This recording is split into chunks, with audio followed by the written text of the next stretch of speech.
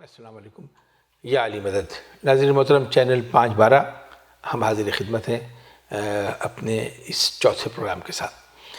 موضوع ہے ہمارا تہذیب عزاداری. تہذیب عزاداری میں ہم ابھی تاریخ عزاداری پر گفتگو کر رہے ہیں کہ عزاداری کی تاریخ ہم تک پہنچی کیسے.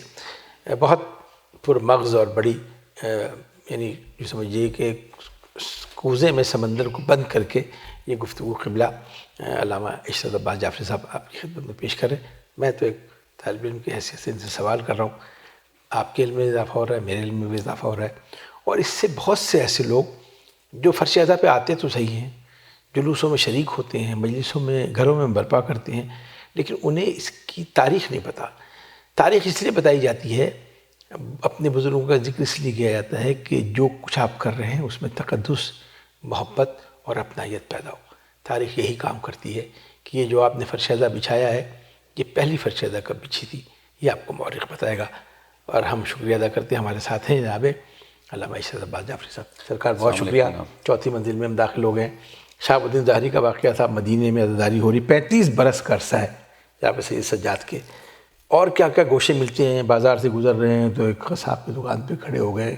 یعنی اس وقت عزاداری صرف وابستہ ہے خانواد اہل بیت سے. میں چاہوں گا تھوڑی سی اس پروگرام میں اس پر روشنی ڈالیں، پھر ہم آگے منزل پہ چلیں گے. یہاں پہ شکریہ ادا کرتے ہوئے آپ کا چینل 512 کا میں اس بات کو اس طرح کنٹینیو کروں گا کہ جناب سید سجاد نے بھرپور طریقے سے ایک تو صحیفہ کاملہ پہنچایا لوگوں کو، کیونکہ سب سے پہلے توحید تھی جو اس وقت بکھر گئی تھی توحید، اور لوگ حکومت کی طرف متوجہ ہو گئے تھے اور مادیت میں اتنا انوالو ہو چکے تھے. کربلا اس کا ایک سب سے بڑا ثبوت ہے کہ پسر سعد نے کہا کہ میں پہچانتا ہوں آپ کو، مولا امام کو کہ سوال کے جواب میں کہا میں پہچانتا ہوں، میں جانتا ہوں آپ کو، اور میں جانتا ہوں کہ آپ کی محبت میں جنت ملتی ہے، لیکن جنت فردہ ہے، کل ہے، یزید کا انعام جو ہے وہ نقد ہے. تو یہ ایک کانسیپٹ پیدا ہو گیا تھا کہ آخرت اور توحید کے بارے میں لوگ اس سے پیچھے ہٹتے جا رہے تھے. جناب سید سجاد نے توحید کی طرف متوجہ کیا، اور ایسے میں توحید کی طرف متوجہ کیا روتے ہوئے آنسوؤں کے ساتھ. ایک لمحے کو رکوں گا سرکار. ہمارے بہت سے ناظرین ایسے بلکہ نوجوان ایسے، تھوڑا سا میں صحیفہ سجادیہ کی وضاحت چاہوں گا. صحیفہ سجادیہ دعاؤں کا مجموعہ ہے جناب سید سجاد کی، جو واقع کربلا کے بعد ہے ان کے دور امام. تھوڑی سی میں کہوں گا صحیفہ سجادیہ ہمارے چوتھے امام علی ابن الحسین زین العابدین علیہ السلام کی ان تعلیم کردہ دعاؤں کا نتیجہ ہے. ایک کتاب کی صورت میں آج ہمارے ہاتھوں میں جو واقع کربلا کے بعد واقعہ کربلا کے بعد آنے والوں کو تعلیم دی. جو صحابہ آتے تھے، دوست آتے تھے، احباب آتے تھے، چاہنے والے آتے تھے، محفل میں بیٹھتے تھے، اپنے مسائل بیان کرتے تھے، تو انہیں متوجہ کرتے تھے کہ تم اس طرح دعا مانگو اللہ سے. اور وہ دعاؤں کا ایک پورا کا پورا صحیفہ بن گیا جسے صحیفہ سجادیہ. سوال ہے سر میرے ذہن میں آیا. اور لوگوں دیکھیے، ایک گھر سے 72 لاشیں اٹھیں، تازہ زخم میں، اس میں دعاؤں کی تعلیم دینے کا مقصد کیا ہے؟ عزا کے پہلو کی طرف میرا ذہن ہے کہ دعاؤں سے وہ اس توحید کو آشکار کر رہے ہیں، لوگوں کے ضمیر کو بیدار کر رہے ہیں، یا جو ملامت ضمیر پہ لوگ محسوس کر رہے ہیں اس کو دعاؤں سے دور کر رہے ہیں. یہ سارے پہلو ہیں اس میں. دیکھیے اس میں یہ سب پہلو ہیں کہ جس کے دل میں ملامت ہے وہ ملامت بھی دور ہوگی، ظاہر ہے اسی ذریعے سے توبہ قبول ہوگی، اسی ذریعے سے ہم استغفار کریں گے. مرحلہ یہ تھا کہ لوگوں کو یہ بتایا گیا تھا کہ حکمران تک پہنچنا آسان ہے، اللہ کے کس چکر میں پڑے اس تک تو پہنچ ہی نہیں سکتے تم. کیونکہ یزید یہ بتا رہا تھا کہ کوئی قرآن نہیں نازل ہوا، کوئی وحی نہیں ہوئی، اور اس کے بعد اس چیز کو لوگوں نے اس طرح سے آسان کر کے اپنی مرضی سے لوگوں کو سمجھانے کی کوشش کی، یا بھٹکانے کی کوشش کی کہ اللہ کو کہاں سے یاد کرو گے تم اس سے رابطہ کرو جو تمہارے پاس موجود ہے. اور اس کے اللہ سے لوگے جا کے تو اللہ سے تو جو ملے گا شاید آخرت ہی میں ملے گا. حکومت کے نمائندے بھی موجود ہیں، حکومت ان کے اقتدار ان کے پاس ہے، اقتدار ان کے پاس ہے، تو اس کا جواب یہ دے اور رہے وہ کر بھی رہے ہیں. وہ لوگوں کو نواز رہے ہیں، وہ لوگوں کو پیسے دے رہے ہیں، وہ لوگوں کو گھر دے رہے ہیں، جائیدادیں دے رہے ہیں. ایسے میں جناب سید سجاد نے یہ تعلیم دی کہ یاد رکھو یہ اللہ سے دعا مانگنا اور اللہ سے رابطہ کرنا صرف آخرت کے لیے نہیں ہے. ایسا نہیں ہے کہ اللہ صرف جنت ہی دیتا ہے، اللہ دنیا میں بھی سب کچھ دیتا ہے. اللہ سے مانگو، اللہ سے مانگو، اللہ سے رابطہ کرو، اللہ میں چاہوں گا کہ اس کیفیت کو تھوڑا سا لفظوں میں بیان کریں کہ ایک مجلس ہو رہی ہے، اس پہ سامعین آ کے بیٹھے، ناظرین آ کے، مومنین آ کے بیٹھے، جس میں بھی کربلا کے مصائب سن رہے ہیں. اس میں ایک دعا بھی وہ پڑھ رہے ہیں کہ وہی جو کربلا کا عینی شاہد ہے وہ دعا کی تعلیم دے رہا ہے. میرا سوال بہت ذرا پیچیدہ ہے، میں چاہوں گا میرے ناظرین، میں آپ کی نمائندگی کر رہا ہوں. کیا عام دعائیں جو اسلام میں موجود ہیں اس کے اثر اور سید سجاد کی زبان سے نکلے ہوئے دعاؤں کے اثر میں فرق ہوگا نا؟ جی بالکل ہوگا. وہ فرق کیا ہے یعنی گریہ کے ساتھ؟ میں گزارش کرتا ہوں، ایک تو یہ کہ جناب سید سجاد نے اس سے پہلے جو دعائیں تھیں ان دعاؤں کے اندر تھوڑا بہت ڈائریکٹ مانگا جاتا تھا، جو بھی تو جناب رسول خدا کی تعلیم چلی آ رہی ہے. دیکھیے دین تو وہیں سے چلا آ رہا ہے نا، صرف اس کو مزید ایکسپلین کیا جا رہا ہے. میں ایک چھوٹی سی دعا کا سہارا لیتا ہوں جناب سید سجاد کی، جو دعائے مقاتل ابن سلیمان کے نام سے ہماری کتابوں میں موجود ہے. جناب سید سجاد کی صحیفہ کاملہ سے دعا ہے. فرمایا کہ ایسے دعا مانگو کہ الہی کیف ادعو کا وانا انا، یعنی مانگنے میں اگر آپ اس کو ترجمے کے ساتھ مانگے نا تو احساس ہوتا ہے کہ واقعی ہمارا رابطہ قائم ہو گیا اللہ سے. دیکھیے دعا ترجمہ کر دیجیے گا اس لفظ کا. میں کرتا ہوں. دعا ہماری زبان کے ہلنے یا ہونٹوں کے ہلنے کا نام نہیں ہے، دعا روح کا اللہ کی طرف متوجہ ہونے کا نام ہے. الہی کیف ادعو کا، اے میرے اللہ میں تجھے کیسے پکاروں، کیف ادعو کا میں تجھے کیسے پکاروں، وانا انا کہ مجھے پتا ہے میری کوئی حیثیت ہی نہیں ہے تیرے سامنے، میں تو میں ہوں. اور پھر کہا وَكَيْفَ أَقْطَعُ رَجَائِي مِنْكَ وَأَنْتَ أَنْتَ، لیکن میں تجھ سے تعلق توڑ کیسے دوں کہ تو ہے. یعنی ایک آدمی کا ایک بڑے گھرانے سے رابطہ ہو جائے تو وہ کسی نہ کسی بہانے اپنا رابطہ قائم رکھنا چاہتا ہے. امام نے کہا تمہارا رابطہ اللہ سے قائم ہے، اسے توڑ کیسے سکتے ہو. یہ امام تعلیم دے رہے ہیں دعائیں مانگنے کا طریقہ. اس دعا کی تعلیم کے بعد جب وہ گریہ کرتے ہوں گے اور اشک اعضا بہتے ہوں گے، اس کی کیا، اس کی منزلت کیا ہے سرکار؟ میں چاہتا ہوں اس کو تھوڑا سا. دیکھیے دعا کے لیے یہ یقیناً جو دعا کے مقامات بتائے گئے ان میں سے گریہ ایک بہت بڑا، کیونکہ گریہ کی کیفیت میں دل نرم ہوتا ہے. میں ونس اگین وہی بات ہے کہ دعا ایک پورا موضوع ہے، کبھی اگر موقع ملا ہم اور آپ دعا کے موضوع پہ گفتگو کریں انشاءاللہ. دعا میں انسان کا قلب، انسان کی روح جو ہے نا وہ اللہ کے ساتھ متوجہ ہونی چاہیے اس کی طرف، یہ جسموں کو متوجہ نہیں ہونا چاہیے صرف. تو جب گریہ کی کیفیت میں ہوتا ہے نا انسان، ہر کیفیت میں اس کے ذہن میں ملٹیپل ونڈوز کھلی ہوئی ہوتی ہیں. ایک وقت میں وہ نماز بھی پڑھ رہا ہوتا ہے، ساتھ میں وہ یہ بھی سوچ رہا ہوتا ہے کہ فلاں جگہ پہنچنا بھی ہے، ساتھ میں سے یہ بھی خیال ہوتا ہے کہ بیگم نے یہ کہا ہوا ہے، بیٹے نے یہ کہا ہوا. یہ ساری ونڈوز دماغ میں چل رہی ہوتی ہیں. سوئچ آف کرنا ہوتا ہے. یہ ساری ونڈوز سوئچ آف ہوتی ہیں جب انسان کیفیت گریہ میں ہوتا ہے اور انسان رو رہا ہوتا ہے اور انسان پر رقت طاری ہوتی ہے. اس رقت میں جب ساری ونڈوز بند ہوتی ہیں، ایک ہی ونڈو کھلی بھی ہوتی ہے، اس میں جب انسان توحید کو یاد کرتا ہے نا تو وہ بڑا اسے کہتے ہیں خالص.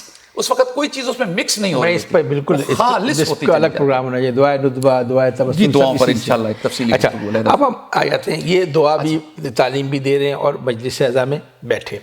دیکھیے تاریخ میں ایک عجیب سا پہلو ہے، میں چاہوں گا اس کی آپ تصدیق کر دیں. سید سجاد خود منبر حسین پہ کیوں نہیں بیٹھے؟ وہ اگر بیٹھ کے روایتوں کو بیان کرتے، مجلس پڑھتے اور لوگ سنتے تو ایک مستند حوالہ ہو جاتا. لیکن کہیں تاریخ میں نہیں ملتا ہے کہ کوئی معصوم منبر پہ بیٹھا ہو، مقامی شاعر کو بٹھایا. اس پہ ہم بات کریں گے اگلے موضوع میں. اس کی وجہ کیا ہے؟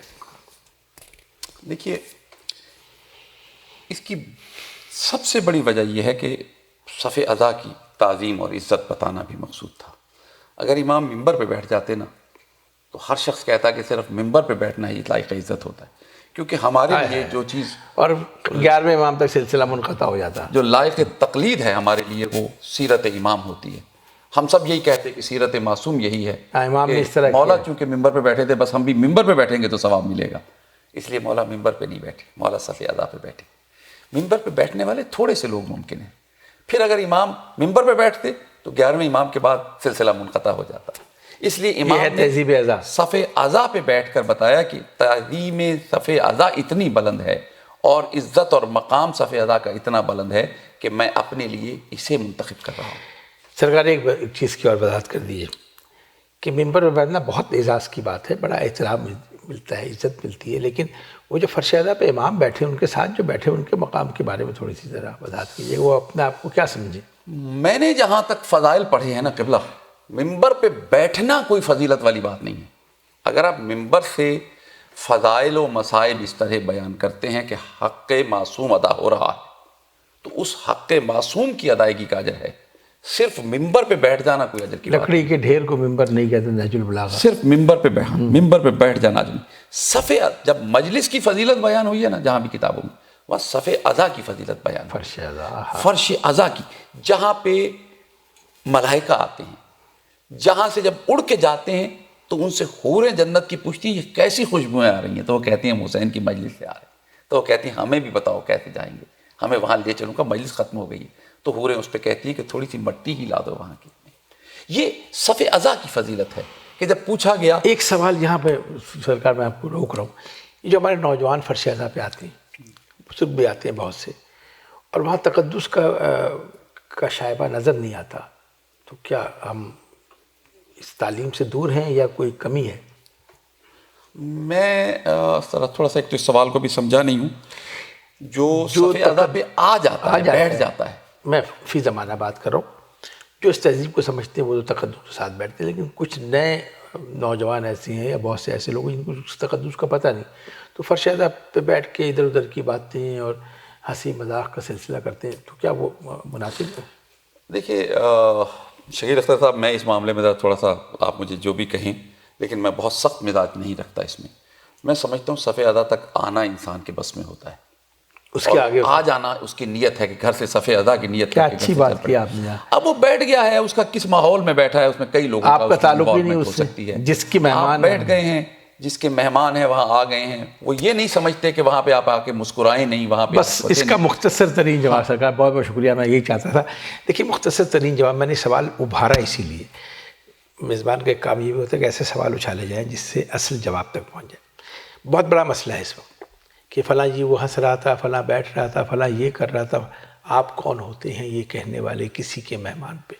فرش ادا پہ آنے والا اس کا مہمان ہے جسے حسین مظلوم کہتے ہیں, جناب سیدہ کا مہمان ہے. آپ اپنے آپ کو صرف اس پیمانے میں رکھیں کہ آپ کس طرح ان کے منظور نظر ہیں. میں بہت شکریہ ادا کرتا ہوں بہت بڑی گفتگو کو قبلہ علامہ اشرف عباس جعفری صاحب نے ایک جملے میں سما دیا. ہمارا سلسلہ چلتا جائے گا. آپ دیکھیں گفتگو سے کتنی تہیں نکل رہی. پتہ نہیں ناصر ہمیں کہاں تک اجازت دیتے ہیں, یہ پروگرام کہاں تک چلے گا. میں تو یہ نہیں سمجھتا کہ اس سلسلے کبھی ختم ہونے والے, بھی اور بہت سے سوالات آئیں گے. آج ہم اس پروگرام کو یہاں پہ ختم کرتے ہیں کہ مدینے میں عزاداری امام حسین کس طرح پھیلی, سید سجاد کا کیا انداز تھا, صحیفہ کاملہ کا پس منظر کیا ہے, اور وہاں کون لوگ آتے تھے. ایک قدم ہم آگے بڑھیں گے کہ پھر اس کے بعد امام فرش ادا پہ بیٹھنے کے بعد کن لوگوں سے کہا کہ تم بیٹھو, تم پڑھو, ہم سنیں گے. نام ہے طیب الخزائی کا نام ہے, کمیت اسدی کا نام, اس طرف بھی ہم آئیں گے. لیکن اس دوران اگر آپ کے ذہن میں سوال آ رہا ہے, اب تک جو پروگرام ہوئے ہیں ان میں جو سوال آپ کے آتا ہے وہ سوال آپ ہمارے نیچے دیے گئے ٹیلی فون نمبر پہ رابطہ کر لیں. ریکارڈ کروا سکتے ہیں, میسیج بھیج سکتے ہیں, میل کر سکتے ہیں چینل 512 کو. جب سارے سوال جمع ہو جائیں گے تو ہم وہاں آپ کو اس کا سوال کا جواب دیں گے. ممکن ہے کہ ہم صرف اسٹوڈیو تک محدود نہ رہیں, اس کے بعد ہم زوم پہ جا سکتے ہیں. ہم دنیا کے کسی کونے میں کہیں سے بھی کوئی سوال کرنا چاہے تو ہم اکٹھے ہو سکتے ہیں. یہ جدید ٹیکنالوجی. اس کے ساتھ ہی میں آپ سے اجازت چاہوں گا, ایک شعر کے ساتھ اجازت چاہوں گا, اور قیامت تک یہ شعر امر رہے گا کہ بجھایا ایک دیا شہ نے 72 ہو گئے روشن, اندھیرا خود پریشاں ہے, بجھا کیا تھا جلا کیا ہے. شکیل اختر کو اجازت دیجیے. اللہ نگہبان.